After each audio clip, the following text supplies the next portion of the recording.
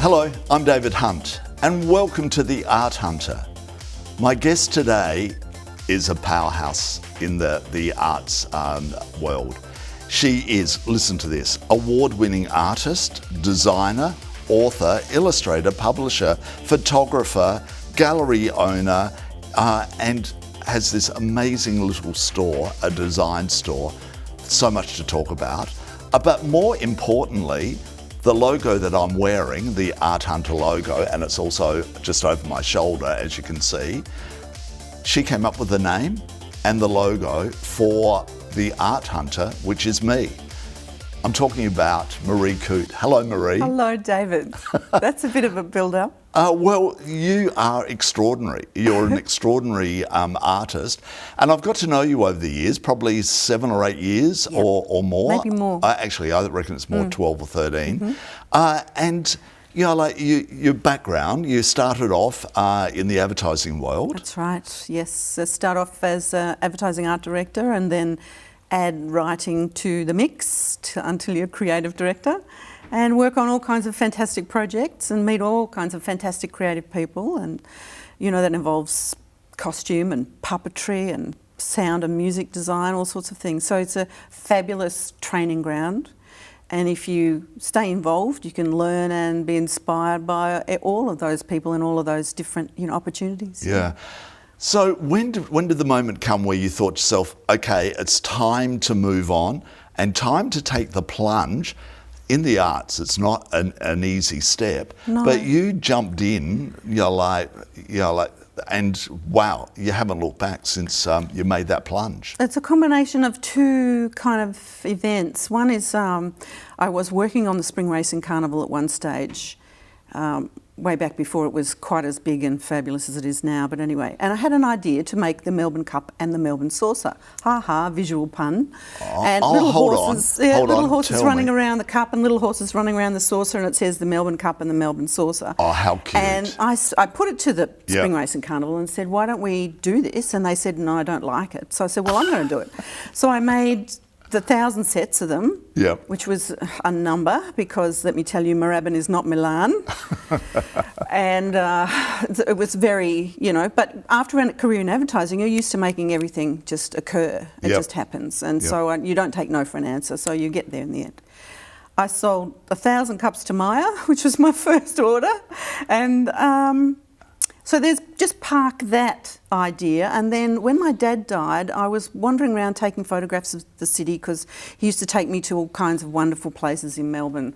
And Jeff Kennett had just knocked down the big entryway to the Station Pier port area. There was a centenary kind of pylon pillars. That's there, right, and they'd just been nuked. And I thought, I've got to get around and photograph my favourite places now. I was in a bit of a, you know, hiatus, a bit cathartic for me. It was great. And I ran all over Melbourne taking photographs of the city.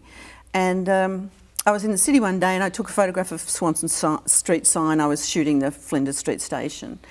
And I thought, why don't I know who Swanston is?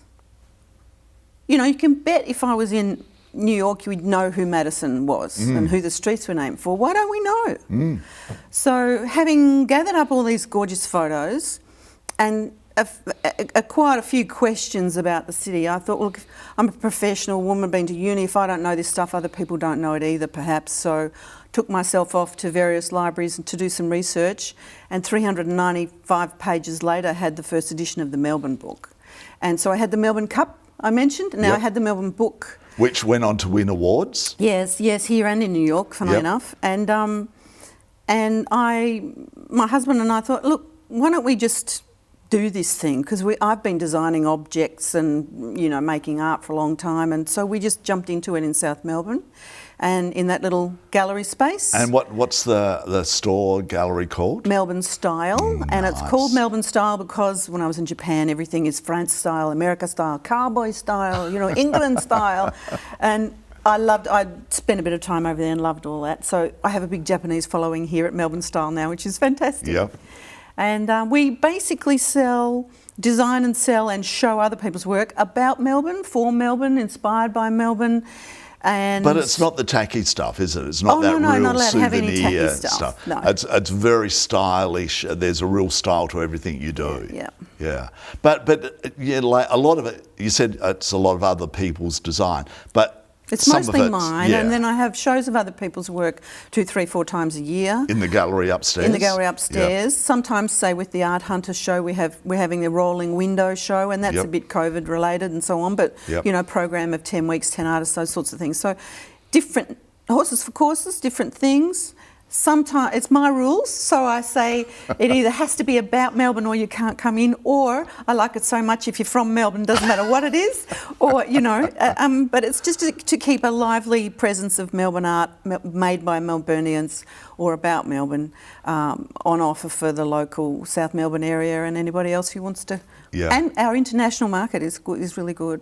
Well, you've just written and produced a book last year in COVID time about Azaria, which is groundbreaking. But we'll get back to that a little bit later because that's moving outside of Melbourne, isn't it? That's right. And you have done a little bit because the demand for your books in particular have been quite groundbreaking.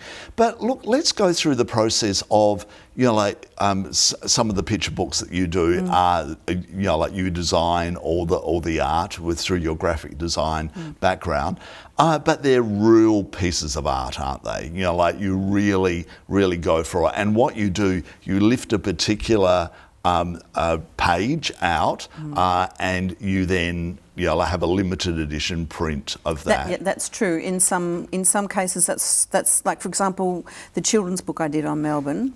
It's called When You Go to Melbourne. I lifted a series of those illustrations, and they've been a really popular series. People buy them for their kids' bedrooms and so on, and tourists buy them, and locals buy them as well because they're kind of quirky, mad kids images of Melbourne. But other books like Azaria, there are a few are lifted from the book, but there's another whole series of works that were not book appropriate, you know, because that was a, you know, 8 to 14-year-old look at injustice and, you know, a major Australian historical injustice. So there are other works I did when I was doing that are much more grown up, much darker, perhaps, if you like, some even quirkier. You know, just quirky. But they're not in the book. And those ones were in an exhibition associated with Azaria. Azaria. Or talk about different and quirky that's not in a book. You did a series of buildings of Melbourne with men in suits. That's right. So the buildings are their heads.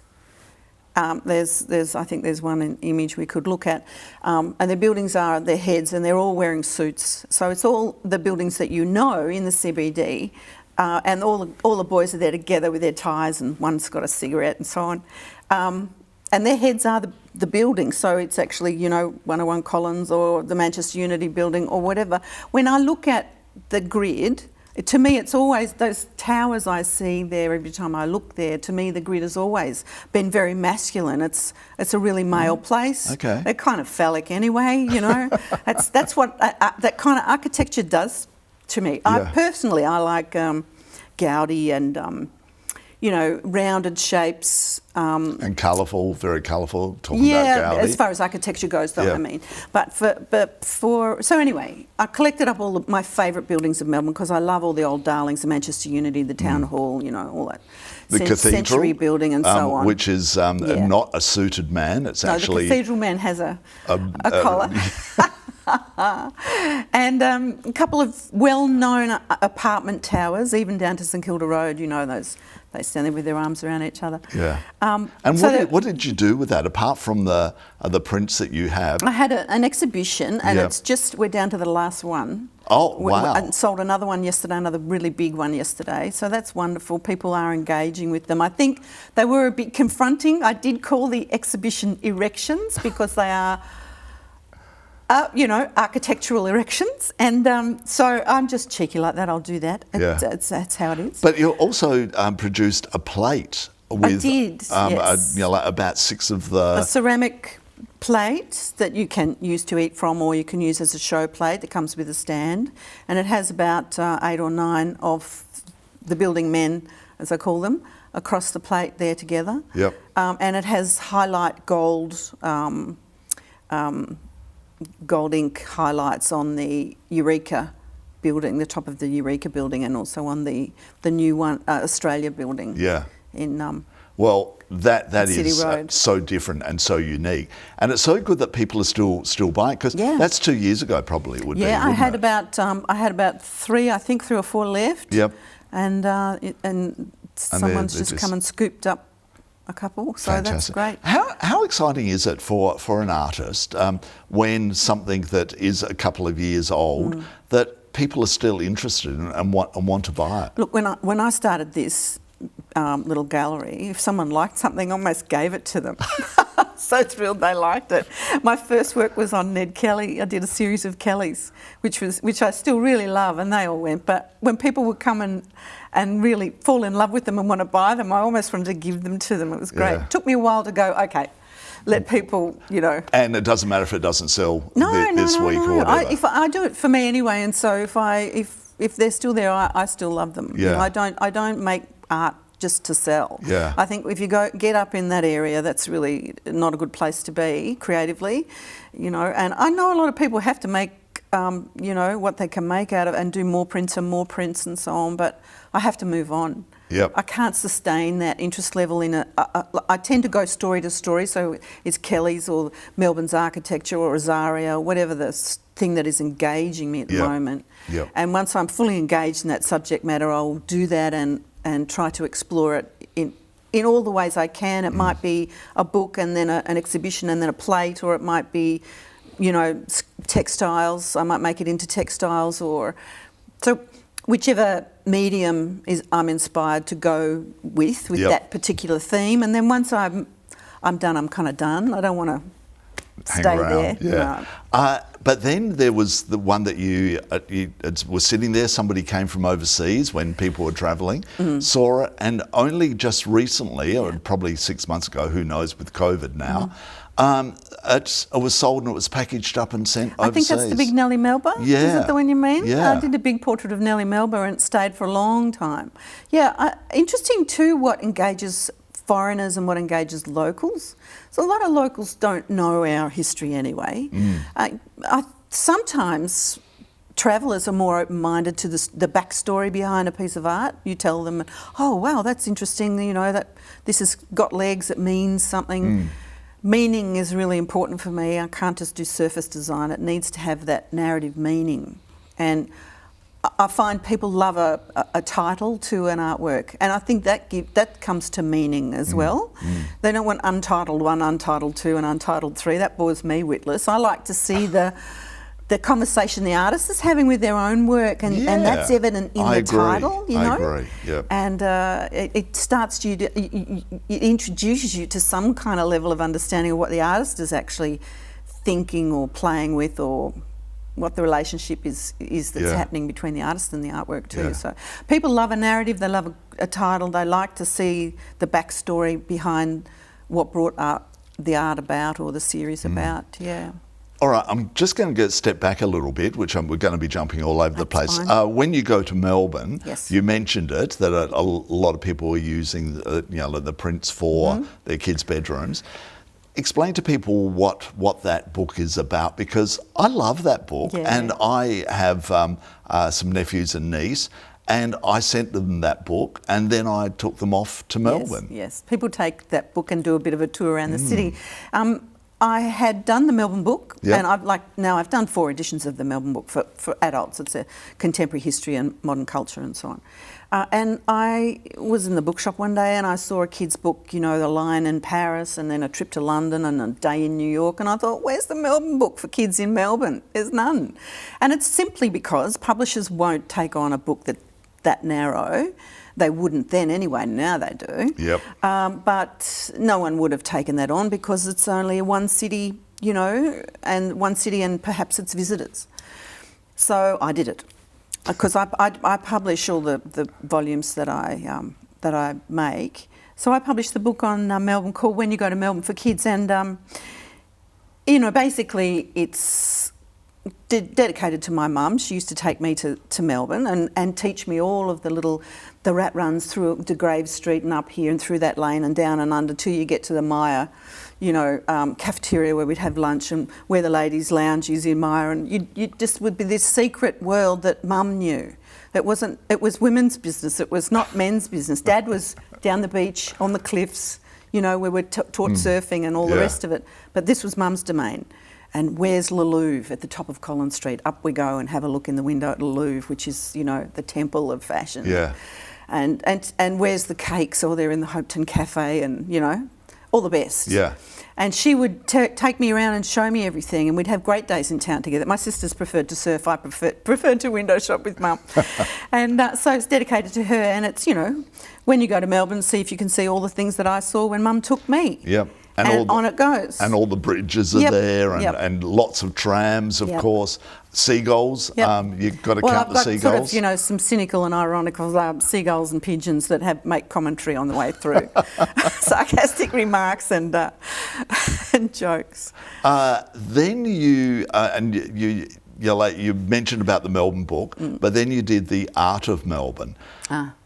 Because that is such a beautiful book on the art of Melbourne, in art back then through to current artists. Well, no one had ever curated that work together before, which is a bit of a thing, really is a thing. The idea hit me. I was in the State Library researching the next edition of the Melbourne book, and I was just looking at a painting of early Melbourne, and I thought, this is what advertising does to you. It wires your brain up to the point where it's just non-stop. It's which ideas won't you do, or will you do out of the constant stream? It sounds like a good thing, but it can be a real nightmare. Yeah. Anyway, this one hit, and I thought, I've got to do this. It's too good. I need to collect up every painting of the CBD that's ever been done. And I got on my bike and did it in 11 months. I went to galleries and museums. I contacted living artists like Rika Moore and Jan Sembergs, young contemporaries like Marco Lucio and Yolo Palbataro, and all kinds of artists. I even had to chase down Shag overseas, who did a parody of John Brack's Collins Street at 5 p.m. Yep. So it's not just Melbourne painters, but Brack's painting of Collins Street is such an icon. And then for Shag to do a pop punk version of that, I had to put that in too. So it starts, in 1835 with the very, very first gorgeous hand-painted watercolour maps and so on, little shrubs and little houses, and it goes right through from those very early colonial settlement days right through the up until we get to the Impressionists at the turn of the century. Then we go into the wars and the Depression and the wars. So we've got women painters there because men are gone, and the women can finally paint without having to get married. And spend Dad's money on lino cuts and so on, as they did. Gorgeous gals in the 20s and 30s. And, doing some really new and interesting work. And then we hit Tucker, who is the very first probably to really quiz what on earth is this city? What is this city all about? And he's critical. He's, he condemns the trams and he condemns St Kilda and the prostitutes that hang out with the soldiers in St Kilda. He's traumatised, may I say, because he's, as many were during the war years. Yeah, yeah. And this is his kind of therapy. So from Tucker on, you have the Contemporary Art Society and all the rest of it. It's just a fascinating thing to look at 200 years nearly of paintings of the CBD, because it's like a family album. It's like a personality study of who we think we are, and what we present to the world what we think we are. You do, I do, everybody does. We put a face forward that it's what we think we are. The rest of the world doesn't necessarily see that. Yeah. But it's what we think we are. And when you look back at those images later about how artists presented our idea of ourselves, it's so telling. It's more than just photography. It's got emotional baggage in it. It's got ideology in it. It's got all kinds of other layers of expression about who the city is and what the city is and where it fails and where it succeeds and all the rest of it. Yeah, that was a fascinating exercise, and I still can't believe I did it in 11 months. Yeah. I can't believe it. But it's a beautiful coffee table book. and full of gorgeous works, and I was really, really, really lucky and privileged to actually do it. I got into some beautiful homes, went to see Barbara Tucker when she was alive and see some Tuckers that no one had seen, and you know, get into people's private collections for Blackmans and everything. It was just wonderful. Fantastic. Then all of a sudden, with your books and for children but beyond, were you actually spellbound, or you use the words of a person or a place? It's all mostly people. And what do you do with it? That came from, again, with the Melbourne book photography that I do, this core book that's sort of everything comes off that. I looked at some pictures one day and I could see alphabets in them. You know, the gable of a roof looked like an A, or the double gable of the Rialto looked like an M. And I thought, I'm starting to see letters everywhere. So I collected up all these photographic letters and made an alphabet out of photographs for kids, you know, the thick board book. And I was doing a writers' festival session on it for kids, and the parents kept bringing along babies instead of, you know, 4 up, which is okay, but 2 and everything is a bit hard because they're pre-alphabet, you know, they can't see a Q in a bike pedal. They don't know what a Q is yet. So I thought that night, I better go and make some other teaching aids that are not photographic, that do show, you know, an A as a gable shape and that sort of thing. So I pulled letters out and started making pictures, and then I realised that there's no A in roof.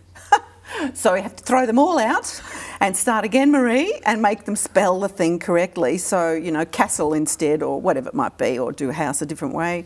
And had this bunch of teaching aids ready for the next day, and I looked at it and I thought, this is something, this letter art, I call it letter art, it's something, and I turned it into Alphabet City Zoo and Letters from Melbourne, Letters from New York. I did just done Letters from America, which probably won't launch here, but it's already sold into the States. It's about to launch. But the seminal book of that was Spellbound, and that one won the prize in Bologna at the Bologna Ragazzi Fiere, which is the Children's Book Festival Peak International award. I'm just absolutely thrilled. So. Yeah, and so you should be, because it is so unique. And that's what I love about you, Maree, is that your mind is so alive that you must wake up in the middle of the night, I've got an idea. I do. You know, like, I do. Quick, let's write it down. Does that happen? All the time. Oh, wow. All the time. I say to my husband, quick, stop, pull over. I've got to run down this embankment and, you know, something's occurred. You know, I need to either get a photograph of it or write this down. Or Yeah, it's, but I try to keep all the mental windows open, because that's how ideas can get in and out and flow around, and you can you notice them when they happen. If you've got to kind of stay open to things and to people, and you know, keep your mind open. And I mean, as I say before, that training in advertising makes you do that, and you work to a deadline, and you can see, it trains you to see gaps in the market, if you like, or gaps in life, or things that don't fit, or things that do fit, things that match, things that, you know, that's just how the creative mind kind of works. And the wheels all sort of spin and things pop up, and I think, that's an idea. And you just have to have also, I would say to all artists, to have the faith to just do it, even if it seems bizarre, do it. Also, a few years back, you actually produced a beautiful silk scarf. You've done a few, but this one in particular was all women. I was going to wear one today, but I didn't. So I did a series of a dozen silk scarves called the Melbourne Scarves, and the women one was all Melbourne women. So it's just got big signatures all over it of everyone who's anyone, from Renee Gayer to Jermaine Greer to Jenny Bannister to Dame Nellie Melba. You know, they're signatures that I created, but they basically show the names of all of the, from the past 200 years, the gorgeous gals, divas and dames that you know, have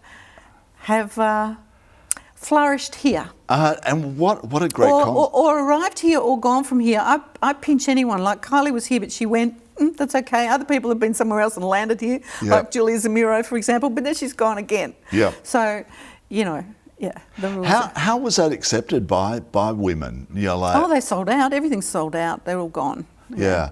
And would you do a rerun of something like that? Yes, people want me to because, but as I said to you, I'm getting asked to do more of quite a few things, but I've only got 2 hands. Yeah. I need an intern. I'm looking at the camera. Hey, we've hinted at this, and I want to start talking about it now because you are very passionate about it. And I'm looking over your shoulder and I can see the most beautiful image. And the whole book is just full of incredible images. Azaria. Uh-huh. Who's Azaria, by the way? Have I Azaria, heard of that name? you might have heard that name, Azaria Chamberlain. Now, I was in Bologna, and when you're at the Peak International Children's Book Fair, you will see the most stunning works from Korea, South Korea, Japan, Italy, France, Scandinavia, Russia. Just the most beautiful folkloric looking story, fairy book tales, just marvellous stuff. I have to say, way better than you'll see in Australia. Sorry about that, but the genre is not supported well enough in this country. It's not respected enough. Children's literature is absolutely top gun in South Korea, Japan, and lots of places in Europe because they understand the importance of that for children and for reading and for literacy and for intelligence and for empathy and for everything else. Anyway, I thought, why don't we have books like this, like these really gritty sort of folk tales that seem to come out of Eastern Europe and Japan and places. Apart from Ned Kelly, which gets... Yeah, but even as children's folk tales, you know, with that kind of, I don't know, slightly gritty edge, bit dark. Well, you know what I mean? Well, for children's book, this one's very gritty and I thought, dark. do we have stories like that? And it suddenly went bang, Azaria, because my husband and I went up to Ayers Rock years and years ago when the rock was handed back. Accidentally, we were there at the same time, and I met dingoes, and I know exactly what dingoes are like. Silent, apex predator machines. That's exactly what they're meant to be. I have nothing against dingoes, but that's what they are designed for. And if you think they're pet dogs, you know, you're nuts. So, and I remember at the time when Azaria was, when Lindy Chamberlain was being sort of, you know, attacked left, right and centre, I just thought, why are they doing this? It's so obvious it was the dingo. I mean, it's just so obvious. And it was such a stitch up. And I don't know, I was sitting in Italy with a glass of wine in Bologna, and I said, just went, oh my God, here is this incredible story, a real true fairy tale, if you like. All the archetypal characters, you know, the wolf is the dingo, the mother, the child, the forest, the desert. You've got the media instead of the angry townsfolk. You've got the police instead of the king. You've got, you know, you just switch them all out and all those archetypes are there. And it's, you know, you go off into the forest one day and this happens. And then, so I decided to tell the story in very matter of fact. This is what happens, you know, at the bottom of the world. This little family goes for a holiday, and this happens, then that happens, then this happens, then that happens, then this happens, then that happens, then this happens, then that happens. And you can just, as a child, can see quite easily where things go off the rails, how and why things go off the rails. And I'm not accusatory at all. Everyone has their own, you can look at it from everyone's point of view. But, you know, the research that I did on that, I did 4 years of research on that. I'm pretty fast with things, but, you know, as I said, that art book was only 11 months and I really got so into that. But this is other people's stories, other people's lives, all kinds of legal backstory that goes on forever, 5 inquisitions and so on and so forth. Yeah. And of course to go and meet Lindy a few times and talk to her about it. And so it took a while, but I'm very happy with what happened, with how it's gone. It's just been long listed for the Kids Awards, although I think it's, as they said, it's a bit, you know, material's a bit here, whatever. It would go really well overseas, I think. But it's a piece of the history that I've lived through. I like to look at history now while I'm in it. Yep. I don't want to wait for everybody to be dead before you look at that story again. It's difficult because people are living and there are legal issues and you've got to, you know, you've got to grapple with all of those live wires. Yep. There's only one way to do that, and that is just to grapple with them. and speak to everybody and deal with it all. Yeah. But I like to look at those issues while I'm alive. They're my life while I'm here. They were part of my wallpaper of growing up, or part of my teenagehood, or part of my adulthood, or part of my daughter's sort of key events. And so I like to look at them while I can. No point when I'm trying it when I'm dead anyway. No. And the fact that you're using it as a fairy tale book, and when I first spoke to you about it, you went, well, think of Hansel and Gretel, that, you know, like the witch, and she was putting them in a pot to kill and I think, them. And look, adults are more concerned for their children's feelings in those grim stories than children are. Death is so remote to a 2-year-old, 5-year-old, 7-year-old, 8-year-old, so remote from them, they don't get it yet. So they go, oh yeah, Wolf ate it, oh yeah, okay. That they sort of don't get it yet. It doesn't, you know, we worry more on their behalf than they will looking at the basic story unfolding in front of them. Yeah. And they have an innate understanding of what is fair and what is not fair. In fact, I think one of the first protestations a kid will make is that's not fair, right? And so when you see a story unfold like this, they say that's not fair. How did that happen? That's not fair. And they understand that, you know, they say, why didn't they ask the Aborigines? Why didn't they do this, you know?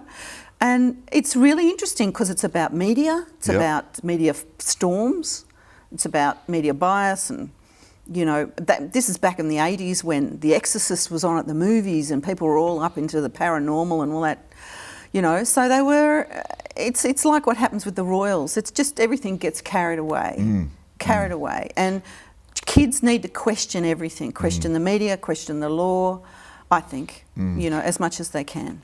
what happens when you read it? Because you often go to schools or to libraries and you read it. What you know, like you've mentioned about the kids, but what's their initial reaction, you know, like when you finish reading that book?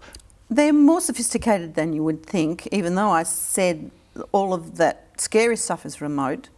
The other issues are quite not remote. They get it about the media. They get it about TV and the press and all of that. They also understand the issues between remote Australia and Indigenous people and, you know, where the power is.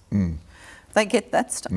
Plus, they already study in school media studies and social studies and civics, called civics. So they already do all those sorts of issues. Yep. And they are given projects to look at, to evaluate on, you know, what they think about certain news issues. And it's quite handy for that. I've got extensive teachers' notes for teachers to work with, and, you know, they can analyse why I've done the imagery the way I have. Why are there a lot of dark skies and stars? How come there's only one white page in the whole book? And that's where, you know, everybody realises that the dingo took the baby. It's the page of the actual truth. Enlightening. But, yeah, the rest of it's very emotive and very loaded, and, you know, I use all the tools available to an illustrator to sort of evoke, you know, a sense of vast space and ancient and timelessness and, you know, raw nature and all those things, because, you know, this needs to be understood. It's still happening on Fraser Island. Babies are still being taken. There was a baby taken 2 years ago, you know? And adults get bitten and taken and chomped and all the rest of it. We can't be, you know, running around wrestling crocodiles and picking up spiders and, you know, as though it's all a telly show. We have to respect this beautiful place we live in and the animals that are in it. And there's just been too much trashing of that sort of tourist trashing of it as a commodity. You know, we really need to love it and respect it. And it's so fabulously unique. Oh, it's just wonderful.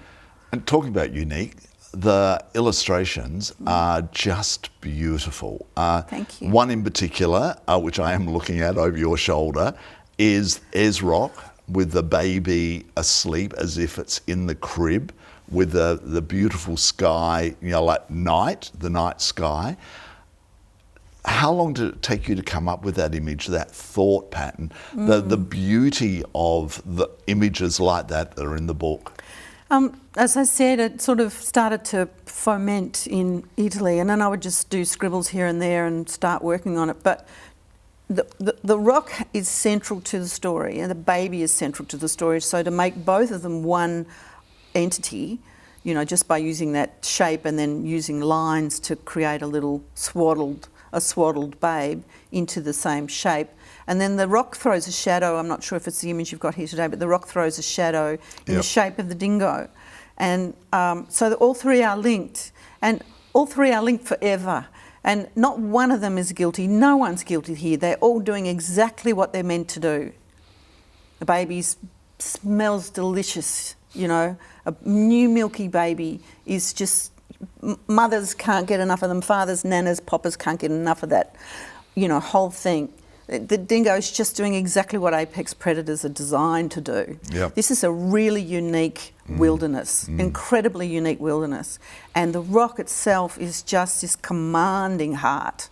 It calls us all to pay attention and to look at this place. You know, I don't know, it all just comes together, David. And I've been up there, as I said. The sky is enormous. It goes on for weeks. And so it had to be there. Yeah. So I used it to put constellations and things in, and to run another narrative. There's another narrative runs through of this little bilby that gets eaten as well. There's a second murder in the book. It's done, I might be flippant, but it's done with great respect for all concerned. Yeah. And I hope that I'm trying to champion innocence, really. Innocence in all forms, both Lindy's and the babies and the dingoes. Innocence in all forms, and ignorance in all forms, namely ours. And the families that go there that are ignorant of the threat. And the dingo's ignorant of all of it. It's just doing its thing, you know? So it's a really interesting subject matter. Yeah. Yeah. Well, I just found it's such a sharp turn away from everything else you've ever done. Yeah. That was the one thing that shocked me, that when all of a sudden I'm looking at this book and then reading it and seeing the incredible artwork, that it's so different to everything else you've done. But yes, an important story and a great moment in time for you to have produced something like this. So congratulations on that. Thank you. Yeah, I very much connect with Melbourne, my place, but I also connect with Australia, my place. I'm not parochial, I'm not like jingoistically patriotic. I just feel connected to where I am and my tribe and what goes on here. Yep. And I think anybody who really loves where they live needs to be to praise and damn in equal measure. Like where we get it right, let's totally enjoy it. Where we get it wrong, let's look at that, you know? So it's not blind, you know, a patriotic thing, jingoistic thing. I really love Melbourne and all the things that it is and has been and that it offers. Yep. And same with Australia. So, yeah. Just quickly, another book that it's just so much fun. And talking about Melbourne, the obsession with dogs. And you know, like the fact with your words, you've created where a dash hound, you will actually have the dog that you've designed around the letters from its name. So we were talking about this before, that the letters that I saw in the alphabet. So I made these letter art images, and it's turned into many books. One of them, a recent one, is called Dogography, as you would, because we've had animology, alphabeasts and architext. So this is Dogography. And I make pictures out of letters, but the letters that spell the object, they have to spell the object. So I'll take a D and an A and an S and a C and H-U-N-D and use those letters to create a dachshund. And it has to look absolutely sausage doggy. So it cannot look not. And I don't make bespoke letters. I don't create the letters to fit the shape. I have to find the letters in my fonts. Just in an ordinary Mac font book, I'm not buying special letter forms.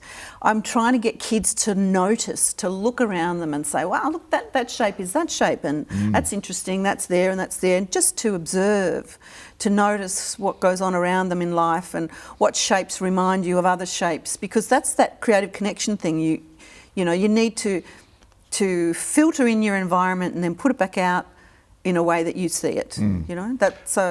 Yeah, so clever. But you've taken it to an adult level in the respect that famous, mostly rock stars or Dame Edna. I'm working on that one now. I'm doing a new book now on letterheads, which is lots of international famous faces, portraits. And they look so much like. Made from the letters of their name only, in fonts. And I'm not, I don't, it's not like oversupply of letters to fill out a shape. It's just one letter and another letter and another letter. It's like as minimal as I can get it. The idea, I call them fontograms, right? That's my name I've given them. And as minimal as possible, preferably the ideal fontogram has only one glyph, one letter, per letter in the name, and that's what you have to use. I've been doing some animations with them as well. It's really good fun. Oh, that's a new venture, is it? Or? Yep. Yeah. Wow. Maree Coote, don't stop doing what you're doing. You're an extraordinary artist, and I'm so proud that I can actually call you maybe a friend. Are we friends? Very darling friend. Yeah. Yes, thank you. Thank you for your interest. You've always been fantastic, to get the connections and the support of the art scene in Melbourne is really, it's really good. I love it. Well, that's what I'm here for. I'm the art hunter, and I'm hunting people like you down. So I'm David Hunt, and we'll see you again soon.